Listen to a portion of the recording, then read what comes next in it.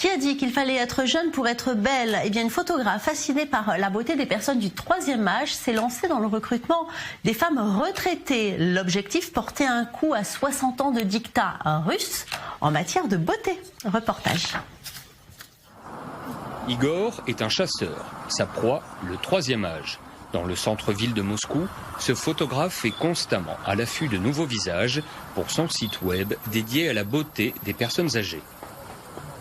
D'abord, je regarde le visage. Il doit être charismatique et intéressant. Il doit contenir quelque chose que la personne a reçu en héritage de ses parents ou de la nature. Et aussi une autre chose, la beauté qu'il ou elle a réussi à maintenir tout au long de sa vie. Au hasard des rencontres, Igor remplit son catalogue. À l'intérieur, déjà plus d'une dizaine de retraités devenus mannequins. Olga a été la première à taper dans l'œil d'Igor. Avant la retraite, cette passionnée de la vie sauvage participait à des expéditions scientifiques aux quatre coins de la Russie. Aujourd'hui, elle prend la pose pour des magazines de mode. Au début, je me suis dit, mais comment je vais faire ça? Je suis une dame de 70 ans. Mais ensuite, on vous habille, on vous maquille, et au final, c'est très beau. Et de plus, il y a quelque chose à l'intérieur de moi que je veux donner aux gens.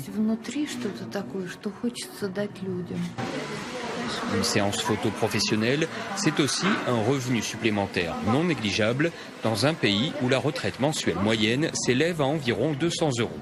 En Russie, près d'un quart de la population a dépassé l'âge de la retraite.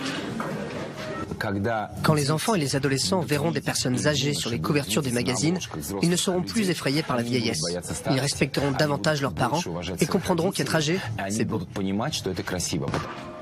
En refusant de se dédier exclusivement à leurs petits-enfants, Olga et les autres mannequins d'Igor bousculent les codes de la société russe traditionnelle. Ils espèrent désormais que leur exemple sera suivi, toutes générations confondues.